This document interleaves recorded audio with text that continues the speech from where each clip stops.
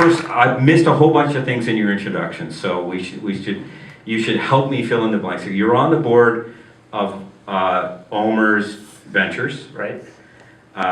You're on the board of Communitech. I am. Please, what other sort of roles within the Canadian ecosystem that, or globally, that I've missed from your... What other kinds of stuff am I doing relevant to startups? I'm a mentor at Hyperdrive, so I spend about 4 to 6 hours a week probably mentoring startups the last few years. As you mentioned, Communitech, where I've been involved since the day I got here. There's a story to that which I'll bring. Communitech is a great organization, for those of you that don't know, in Kitchener-Waterloo, which is very much the hub of everything that happens in startup world. I represent a lot of different Google entities here in Canada. I'm responsible for the engineering and product development. We have an actual representative, somebody who actually builds software here, who's going to step up and be part of this in a moment from my team. So I've done a lot of that, I guess. I came to Google, if I may. Go ahead. I came to Google in 2008 for my own startup. I had 3 actual startups. Oh. Yeah, one very successful, one absolute and utter disaster, and one sort of in the middle. Yeah. So can you add some color to those definitions? Sure. One startup I started and sold in 364 days for $200 million. So I'll put that in the success category. That was good. Okay, all the people who have done that, put up their hand. So there you go. Yeah. Oh, come on, because I want to work for you, and so I recommend that. Then the second one, it was a long one, so I had to pivot a couple times. Didn't go well. Raised a lot of money, spent a lot of money, and then finally managed to get out of that. And then the other one I got recruited out of as the founder by Google. So I was in the Valley for 12 years, and then I was recruited because Google. They'd recruited, like Google's very good at recruiting, as many of you I'm sure are aware. And they run it like an inside sales organization, so it's not really like run haphazardly. So they called me pretty much regularly on a quarterly basis for several years. And I wasn't interested because my advertising company was being killed mercilessly by Google. Because they were better at it than I was, I guess. And so at any rate, they called and I said, I'm not interested. And they're like, well, no, we want you to come in because we have a really interesting idea for you. I'm like, guys, like seriously. But I thought, startup, maybe make some relationships, maybe they want to buy an advertising company, you never know. And so I went in and they said, we want to do something really cool and different in Canada. So all of my startups had engineering and product development in both Kitchener-Waterloo and the Valley, and in one case down here on Cdling Street actually as well. Okay. Well, so that the $200 million case had development here and in the Valley? In Kitchener-Waterloo and in the Valley. What was the name of that company? Quack.com. Right. So I was focused on primarily hiring University of Waterloo students because it was a very ready and relatively inexpensive source of very high quality and very uniform talent at a time when it was hard to hire in the Valley, like now, say. Right. And so I'd moved a lot of people there. Some very nasty articles written about me in the National Post, actually. Not National Post, Globe Mail, then, about brain drain. Right. Because I would move people into hotels in the Valley. Sure. Anyway, so at any rate, Google had said, look, we want to do something interesting here. I was interested in that. Sort of, what do you want to do and why? I asked Larry that, and it was some interesting answers. Some of which you probably know, and Waterloo is a great place. It's a great place. Google had made a decision in 2006-07 in that time frame that they were going to internationalize right from the beginning. Well, right from that point, if you will. This was a decision I think that Sergey made actually, and they wanted to distribute engineering worldwide, and they wanted to build products sort of for the world, from the world, was the general idea. And to that end, they sent a guy whose name is Canon Parsupathy actually. Sorry, Canon, on the video. They sent him around the world to find all the places Google wanted to be. So he was doing that for like something like 22 months. One guy. And he stopped when his wife said no more. And so he had picked a bunch of locations and thought about it a lot. I met him before I took the job because I wanted to know what they were thinking. Right. And in Canada, they picked Kitchener-Waterloo. And it was interesting because they were looking for places that were different as Google. They weren't looking for same at all. Mm-hmm. It was like, where is a good place, highly innovative, great education, that's different than the other places we have? So, Kitchener-Waterloo is not Toronto. We all know that, right? It's a good place, but it's not the same. Mm-hmm. New York is one kind of a place. Switzerland, Zurich, where we have another development. London, Sydney. These are places that are interesting and different. Mm-hmm. And Kitchener made that list, top of those. So you've got how many people in Toronto, how many people in KW, and how many people elsewhere in Canada? Right, so there's about 250 some sales and marketing people in Toronto. There's really almost no dedicated engineers here. Our engineering office is located in Kitchener, so we have about 315 people there. Mostly engineers, product development, UX, that kind of thing. And we have about 55 engineers in Montreal, which again is different.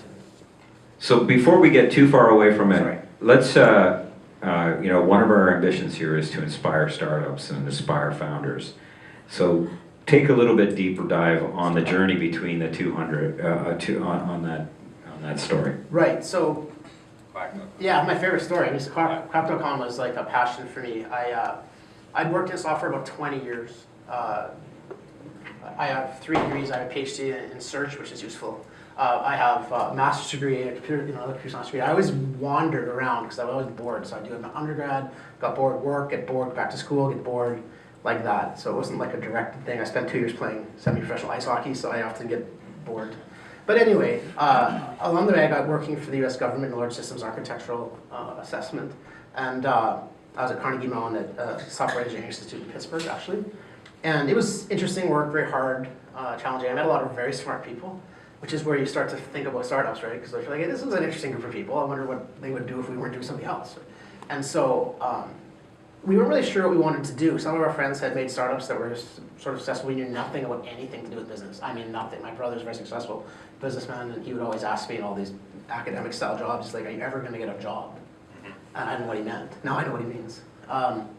So we started talking, we traveled a lot for work, and we said, well, we should do something more fun. And we should just get together and do something more fun. We had absolutely no idea what it was. And it's like, we know a lot of really, this is really not, I'm not recommending this to anyone of others. Like, we wanted to do something that was fun, so we came into work every day, and we're enjoying it. And I can see nods, and I appreciate that. Because I wanted to. I'm lucky I get to do that mostly now. But at the time, we certainly didn't. And so we said, well, we know these 7 people, we could do amazing things with these 7 people. Like, it was not like this skill, that skill, this skill. It's sort of the generalist thing of Google a bit. And we talked about ideas like you do for a while, threw a few ideas around, and then started building Crap.com, which is an interactive voice portal, basically like Siri, at a time when it was technically infeasible, if you will, to have been doing that in 1999.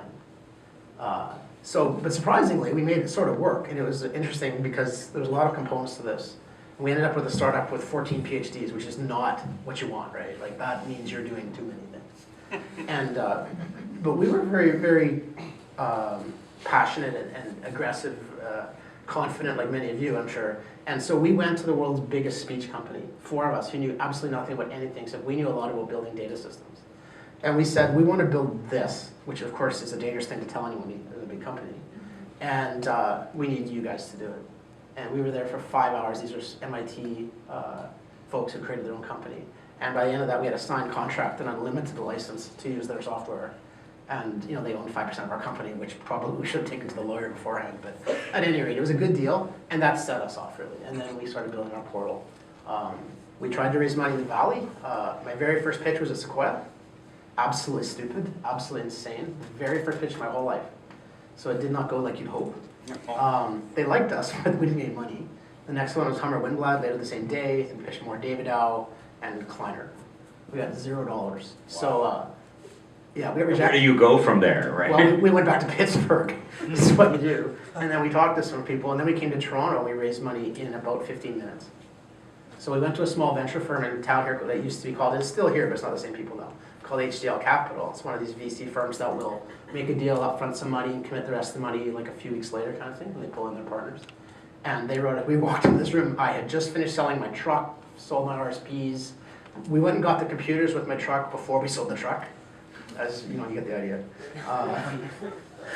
So we were pretty low on money. We had to drive here from Pittsburgh with another guy's car, but we pitched them like not 10 blocks from here. Right. And they wrote us a check like 15 minutes after the thing for $165,000. Come on. Yeah. What year was this? It was 1999. Oh, so.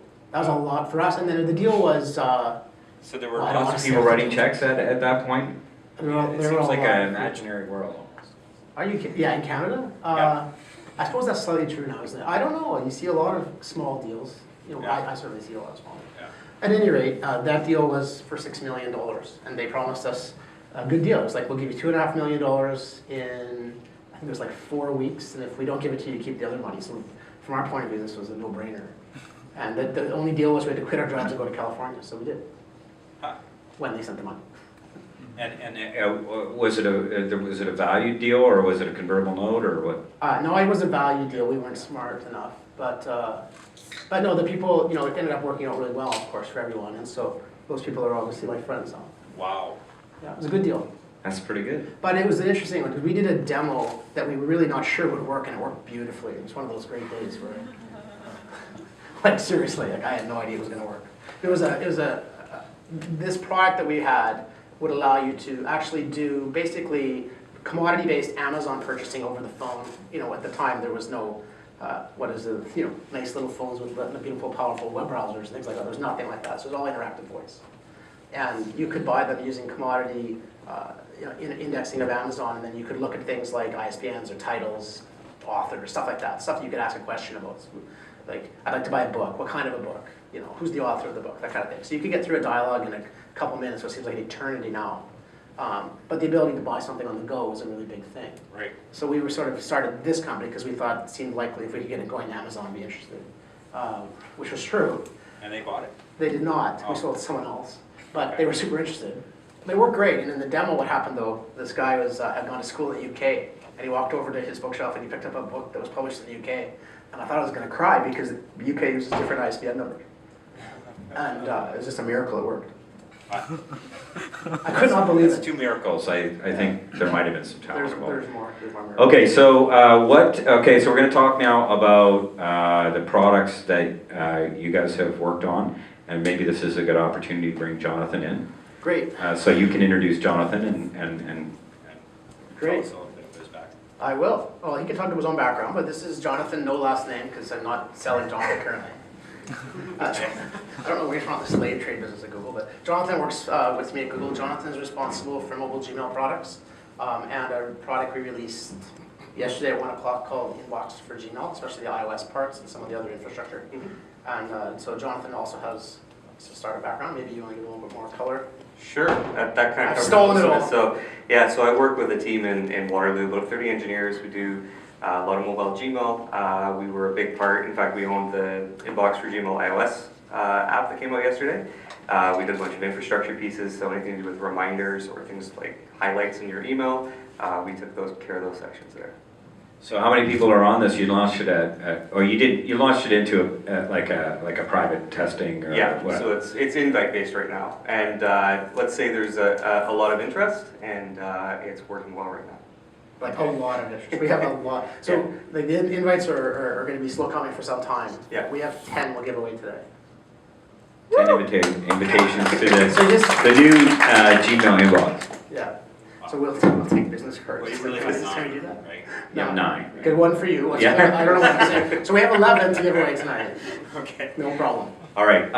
So one of the things that we were talking about is how long it took to develop this new inbox. So maybe you can. Can you lead up? Yeah, go ahead. So we worked on mobile products forever at Google in Kitchener-Waterloo. Kitchener-Waterloo is one of 3 locations that were the center of mobile for essentially ever at Google. Now, mobile has become everything now, so that's a ridiculous statement. But from 2005, 6 until, now I suppose, it's been London, Mountain View, and Kitchener-Waterloo for mobile. So we built all the mobile Google Plus stuff. We built a lot of other things before that weren't quite as successful as that. We built Gmail for many, many years on many different platforms, fewer platforms now. It's not our fault. But mobile web, we built something that's called Super Pudu. Whose fault is it? Moving on, Super Pudu, which is a mobile web product, which was the most advanced HTML5 app ever built. We turned that into a hybridized experience. We learned a lot about mobile, and I think that all transitions forward into our leadership position in your team. Sure. Yeah, so kind of getting back to your question. So we started Inbox a little over 2 years ago. So it takes time to build something like this. Like you're looking at a very, very large user base and figuring out how to bring a product kind of forward that is different, gives you something new, but that doesn't alienate everybody that was using the previous product. Go ahead. Was Inbox built on Wave or? No. Does anybody want to talk about Wave? No. We didn't build Wave. Yeah, we didn't. Although we did ask them to let us build the mobile thing at one point. Yeah. So Inbox is a new infrastructure compared to previous Gmail. So I'll kind of say that. We did a lot of interesting things along the way where we aimed to have ourselves release on 3 different platforms. So we wanted to go like Android, iOS, and also web. So anything that's built on one of them is built on all 3 of them at the same time. So we did a bunch of things. I don't know how deep we want to go tech-wise here, but so we did a bunch of things to make it easy to build across there. So we don't have a bunch of engineers that are sitting around building it differently on every different platform. We build it once in the middle, and every platform benefits from it. But yeah, it was 2 years of effort. There was a lot of iteration, just like you'd see at a startup. So we kind of believed in the whole fail fast thing too. So what you see today was not where it started. There was a lot of different ideas that we tested. We've been using it a long time. We've been using it a long time. There's been some internal craziness over the way we took it, and we had to make some adjustments, and that's kind of the way it works in the real world too. So I guess the point I'm trying to make is it's not any different at Google than it is kind of at other places. There's a lot of experimentation that we have to do. So is Google a startup? Google is a startup, and I'll tell you why. It's really easy. Larry runs Google there. End of story. Like, there's, we are maybe a public company in certain definitions of what a public company is. Not every definition. So I won't go into that on video, but you guys probably can figure that one out. But the reality is, Google is run by Larry Page. And, and in partnership with his founder. And it's a founder-led company. You want to do something at Google, there are many ways to do things at Google. There's one surefire way to have it either happen or not, and that is ask Larry. Like, if you're really confident, you can ask him. He will tell you yes or no. He will not say maybe. And so it is absolutely a startup. And how many times has Larry come to Canada? He has not been to Canada, to my knowledge. That doesn't mean he hasn't been to Canada. I'm not on his itinerary. He may ski here, but yes. He may. I know Google plane landed in Kitchener once, and I have no idea why. Should I invite him up to sit in the chair? You should absolutely invite him. I encourage you to do that. We had Eric Schmidt here 2 weeks ago, which was good. And Jonathan Rosenberg as well. So. By the way, if any of those guys are coming through, we've got room for them. Well, yeah, they talked at the Empire Club, which was interesting, and then Which is also with Googlers. Okay, so you insist it's a startup. So then, what other startups? So here's the question: Facebook versus Google. I mean, I think you can see it in the way that Facebook looks at acquisitions and the kinds of deals that they have done. That they are worried about somebody that can knock them off. What kind of startup could knock off Google? Well, I think they say it a lot. Larry says it a lot. Eric Schmidt said it the other day at the Empire Club. I mean, any startup. Google, came along and was well timed, like any successful company. It made a lot of really good decisions. Has tried continuously new things. I mean, no, it's hard to imagine a company trying more interestingly different new things than we do. But the reason we do that, right, is because the thing that's going to work great 10 years from now is not the thing that's working great this year. Right. I mean, apps are a great example. I mean, you can read about, lots of people have different opinions about this, but apps are a different way of consuming information than the open web was. People think of finding information differently. They use intent differently in phones than they might have done with desktop search. It doesn't mean search is irrelevant, but it certainly means the way people find things is changing. The world changes. So, I mean, this is an enormous opportunity for a startup. It's an enormous opportunity for lots of companies. So AppWorld is one of those ground sheds. I would say it is. This is my opinion. I'm not speaking specifically for Google here, but I absolutely do think that. Who has questions? Go ahead. You said you had a startup in '99. So how did you guys manage to keep going when the dot-com bubble burst about 1 to 2 years later? It was easy.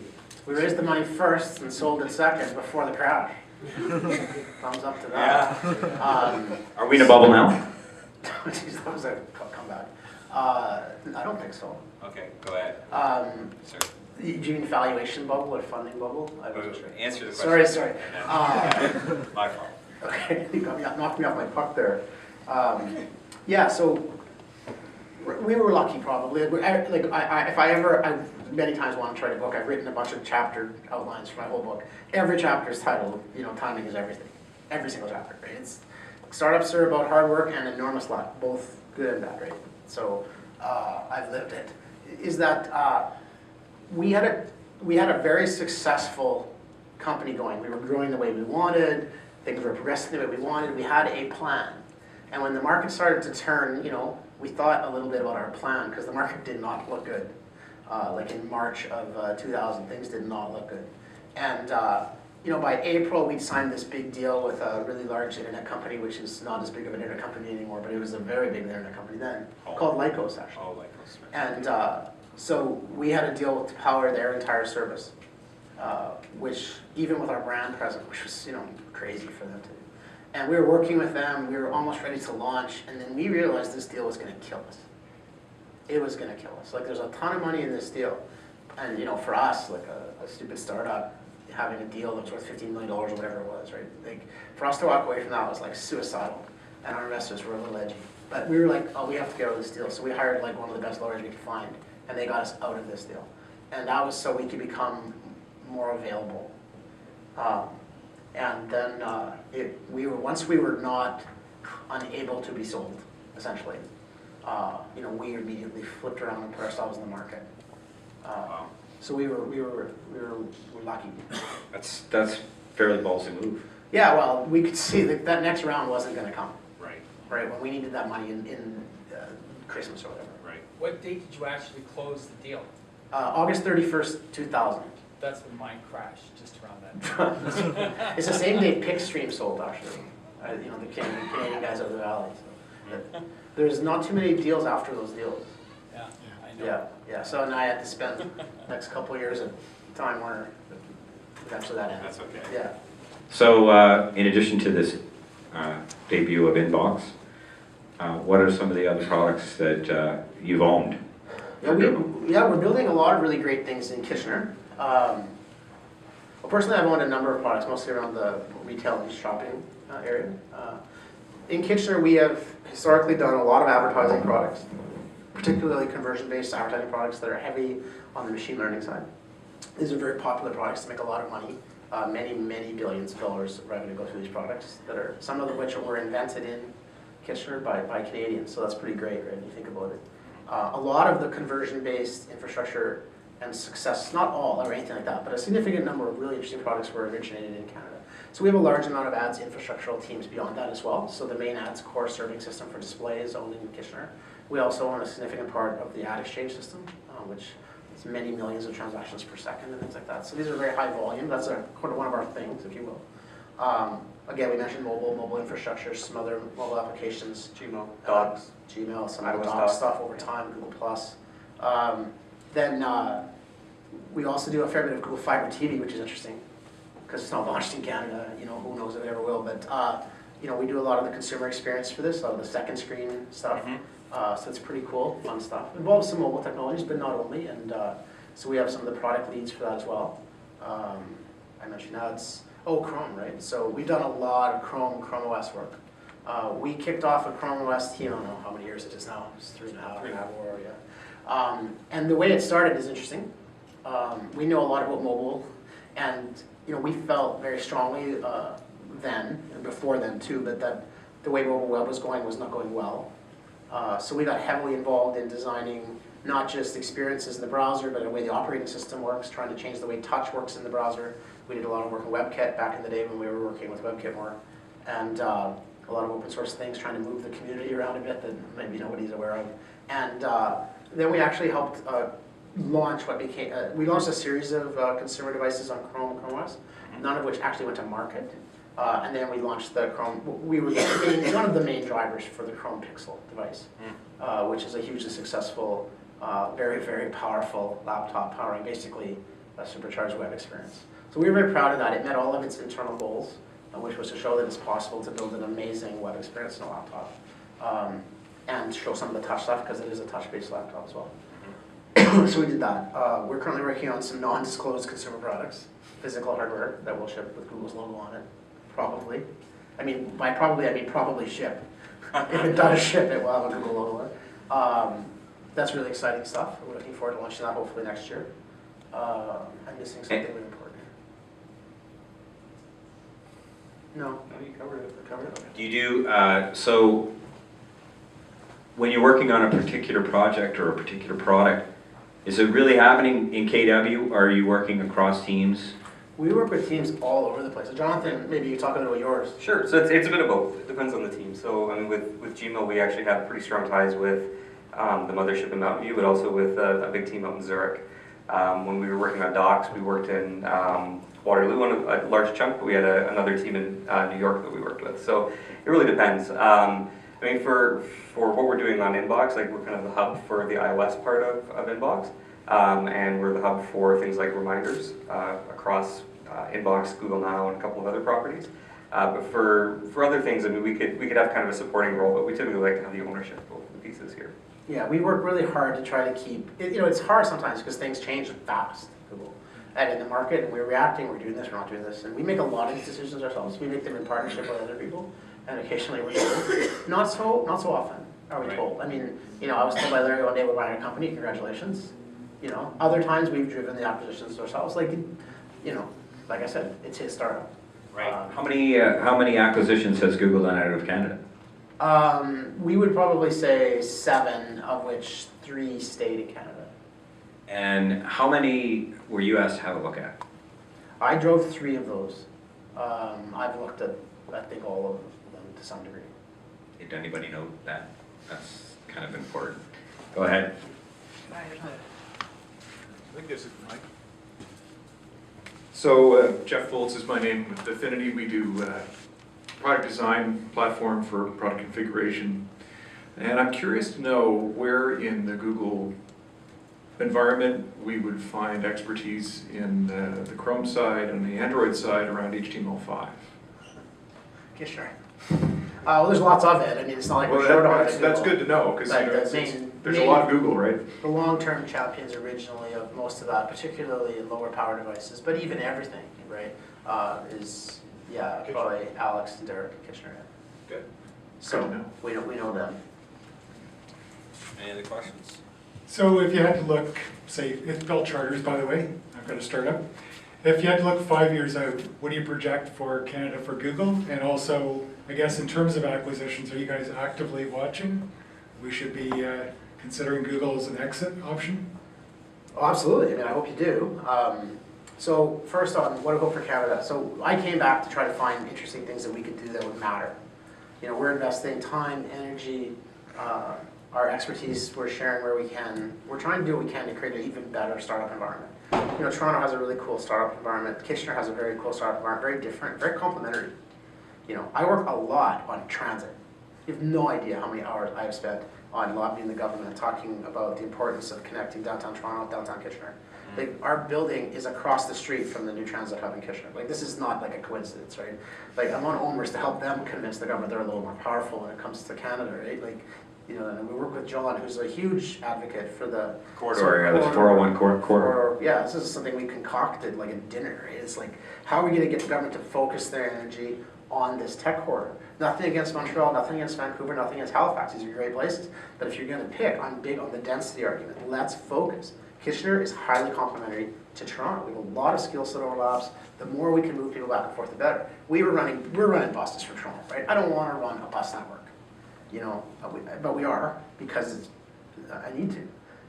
So this is not good for the startup community. We need to, so I work on that. My point is like, okay, what? Well, that's a longer term plan. And we're not asking them for like, okay, we're willing to take improvements all the way, right? 2-way GO train service from Kitchener, that's every hour. This is gonna help us, right? It won't be so hard to go out there, and it won't be hard to come in. It'll be better. Like, what we want is a 36-minute fast train. We've told them that. Right? Yeah. That stops How at about Pearson. that, right? That's, okay, fast train with maybe slows down, throws people off at Pearson. But you know what I'm saying, that's what we want. At the same time, I'm talking American Airlines, so we're flying direct into San Jose. Like, these are the things that matter. So we're working on these things. We're putting our influence where we can. Like, for example, there was some bad information about traffic flow. Well, we actually know the traffic flow. So we provided them the actual traffic data. Like, that's great, you're counting it, like you got a guy down there on the street, that's fantastic. Like, here's the actual numbers, right? So, it turns out there's more inbound traffic into Kitchener-Waterloo than outbound every single morning. So this is important data to have. And, we have over 2,000 open tech jobs in Kitchener right this minute. Come on, like, let's put some people in those chairs. So at any rate, I'm digressing here a lot. Well, that's kind of interesting. So how's that having an impact on the kind of comp packages that you're seeing in Kitchener? Yeah, well, good. I mean, I think there's some great opportunities. I'm not trying to, we didn't come here to try to hurt the Toronto tech scene, but yeah, I mean, well, if you want to take more money and you're tired of your startup, call us, right? Like, we're your guys, but, because we value talent at an enormous rate. Like, our only attrition, which we're happy to say that we ever have, well, our only undergraduate attrition out of Google is people who start their own companies. And we hire people based on that understanding. Now, it's not like, oh, great, you're leaving. It's not always like that. But, if people do leave, it's like, okay, you're gonna leave, that's fine. Can I invest, right? I mean, we hire people who are entrepreneurial by definition. And so part of the off-flow of that is there's more startups around us. So we put ourselves in a spot where that can happen. I'm not trying to facilitate the offboarding of Googlers. It's not my job, thank you. Right. But I do want to be part of that, and having more people around us is good and things like that. And I want to be more connected to downtown Toronto too, right? Because it's hard. We come in and we meet like 10 startups in a day if we come down. But you'd rather be able to just drop in. So Google has a policy of 20% private or pet projects. What are your projects? What are your projects? Yours are like all the boards, but Yeah, my 120% project, That's right. That's the running joke at Google, right? Yeah, like 20% projects are, if you have time to do that 20% project. So for me personally, I don't. Like I'm spending more time focused on the project right now. At some point, that may not be the case, but it's not something that everybody's required to have all the time. So I'm going to disagree with Jonathan. I never would. But the reality is, so let me talk about Jonathan. So this is a good example. Jonathan, I know, because the ongoing thing at Google is, okay, well, 20% is 120%. Right. And everybody's already working 150%, so what? Okay. So, I mean, it's not like people are sitting around, right? Like, Right. we might not work as hard as you, it's true. I understand what a startup's like. Like, I'm not sleeping under my desk as much as I did. I have 3 kids, which is, is one of the reasons I came back, right? But Jonathan works with me in startups. We meet with startups. We work with Communitech. We work with Founder Fuel in Montreal. He spends time on that all the time. And if you add it up, it's for sure 20%. All right. All right, I'll buy it. There you go. Okay. yeah, the other penny just dropped, by the way. Okay. I know because I wrote it in your perf. Thanks. Okay. Okay, who's got another question? Go ahead. You have a product, you want to put something out there. How do you know you're doing something that's correct? Because you said you pivoted like 3 or 4 times before you put out inbox, right? How do you know if you're not putting it in front of people? User studies, we were putting it in front of people. So Yeah. you do focus groups Yep. with your product, you put it in front of people, and if it doesn't turn out very well, you go back to the drawing board? Yeah, we have quite a large number of user experience researchers and product researchers on the team. And they run studies all the time. So we run studies for really big pieces of it, and we run studies for even very small features. And we'll have people to come in, we'll have focus groups of 10 or 11 people, each individually, and we'll watch them go through the app. And sometimes it's very directed, where we'll say, do this and this and this, how did you feel? Or it'll be very undirected, where we'll ask them something and just see how they interact with the app. But yeah, like we've always got it in front of people. We have ways of hopefully ensuring that they don't go and leak these products. But those things happen every once in a while. But those are real fully developed. No, even concepts and ideas. So like when I say we put them in front of the app, it could be a bunch of mocks that someone's put together. And it could be walking them through that. It could be even just vaporware that people are looking at and we're asking them how they feel about it. We were testing, we had some UX designers and researchers in the old building. I don't know what year this is, like 2010. And we had like 20 of them here. We were talking about mobile and social.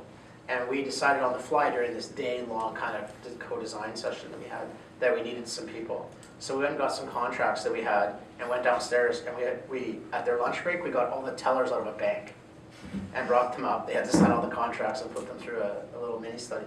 And that was really great, but I think we're a little bit more intentional about it now. So trying to get at the importance of a UI, so maybe a story about like a small change and like the dramatic effect. Or the lengths that you go to test a small change. In contrast to your days of a startup where you just like bake it, put it out. Give Can you think of a few? Because I think you'll Yeah, have some I'm good ones. thinking of something. I think, Shouldn't give you a heads up. yeah, we could have come up with something better maybe. I think there's a lot. Google acts a lot like a well-funded startup when it comes to these applications. Like, I mean, what we're talking about here is an ongoing, remember, we're using this stuff all the time, right? So we're big believers in that, obviously. And not only are we using it, but suspiciously Larry is using it, which is even more informative quite often. You know, if there's one thing you're gonna hear from Larry, it's if something's seriously bad with your product, or you're gonna hear that. Or something that you didn't realize, I think, quite often. Larry's So- big on speed. Larry's big on speed, yeah, he's big on speed. Yeah. So, I mean, things like when we measure things to death, latency, things like that. So I would say, like, if I think back, this is not so much your product, although we have some things, we were talking in the car about, it's a different one today, but is that latency improvements can be unbelievably impactful.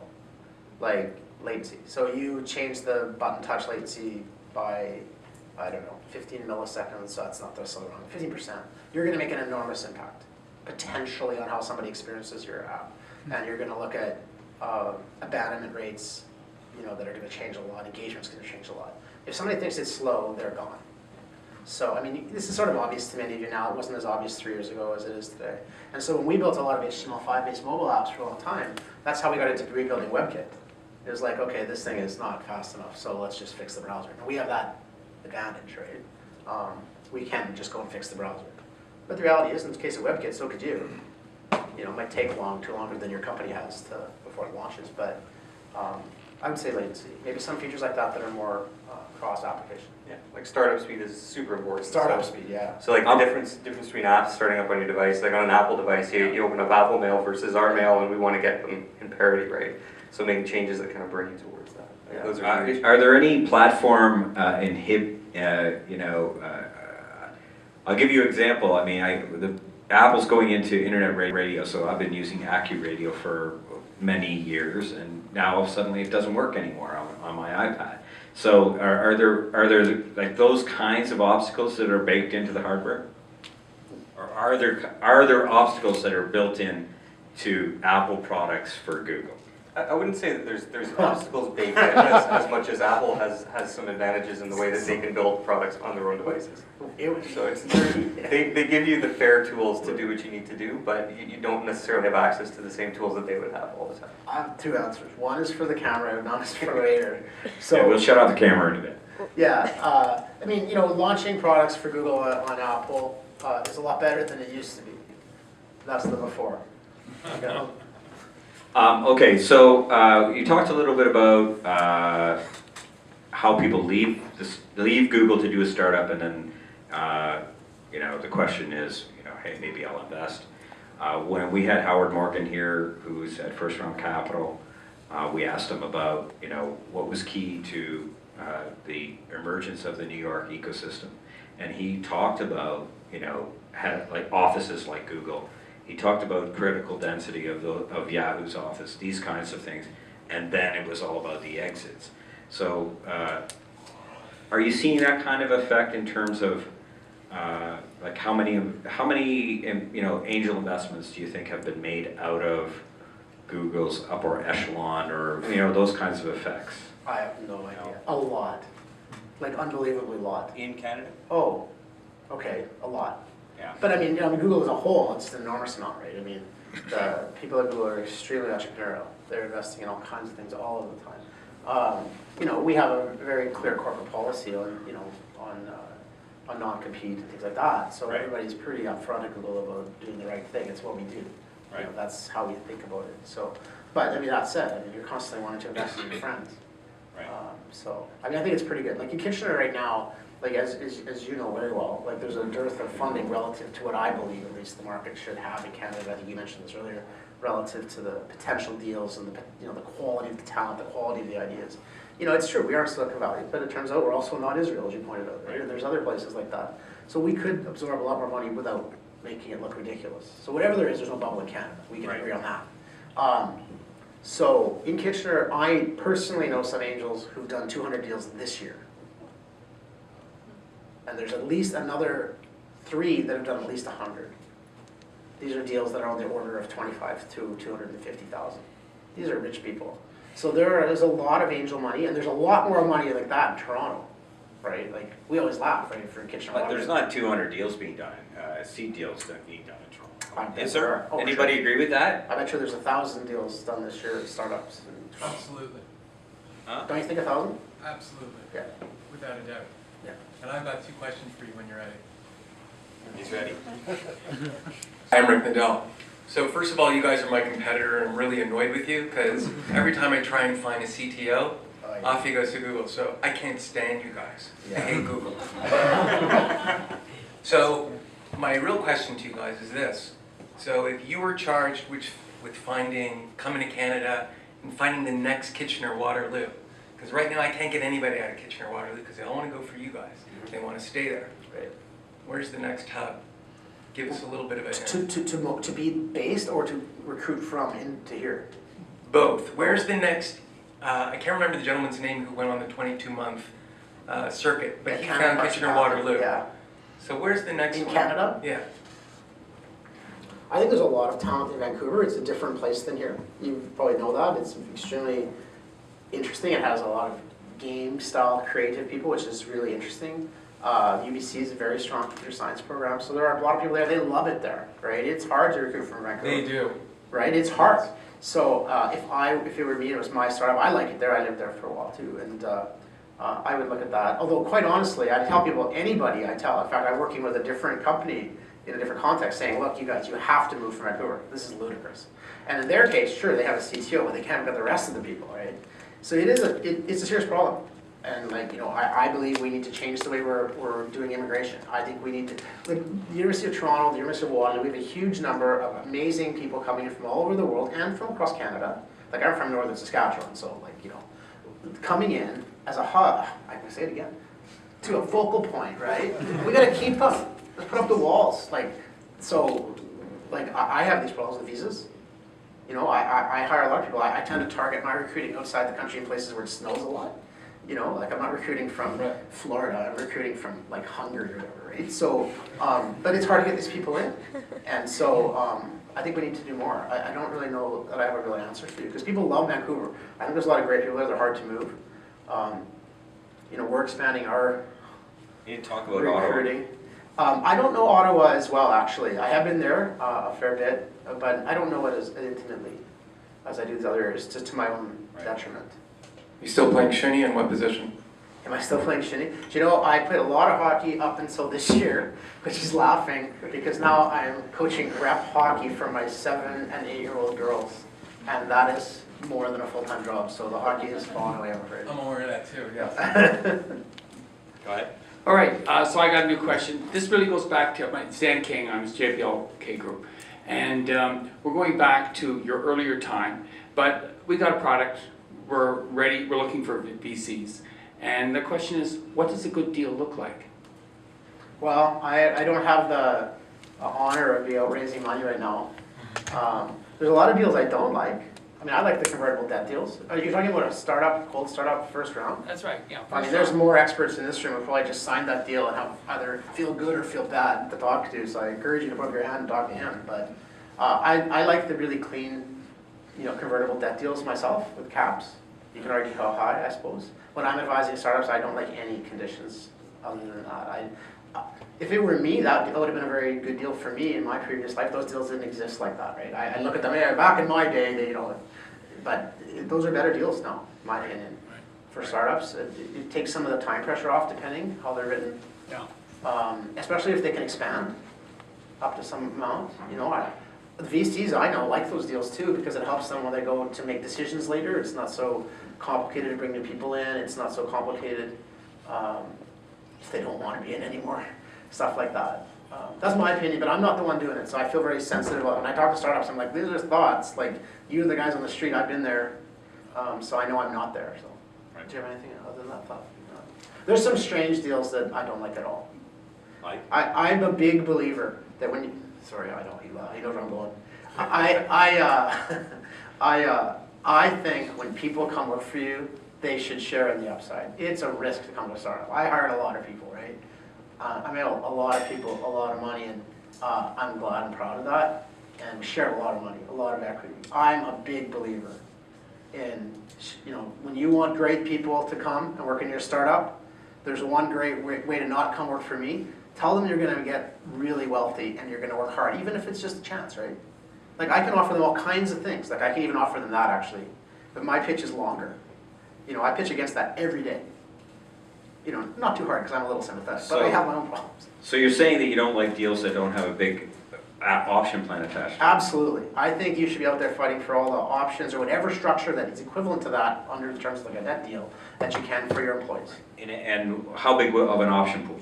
Again, I'm not doing it today. I mean, you hear deals in the valley that are 20%, that is a rough value. Those sound like pretty good to me. I think I fought for deals that were higher than that, depending how you look at them and different classes of things, but you get into down the road. Are Canadian investors typically opposed to that size of pool? I think they used to be badly opposed to it. Like, I had all kinds of trouble with Canadian investors. I usually have to get an American investor to, you know, beat them with a heavy bit. Right. Okay, well listen, so I'm out of questions, and I just want to thank you for coming to Toronto tonight. Thank you for your support in helping us get the Startup Grind chapter going in Kitchener and Waterloo. Grateful for that. Thanks for insight into the great products that are being built in on a global basis in Kitchener and Waterloo. Yeah, thank you. We appreciate it. Thanks for having us.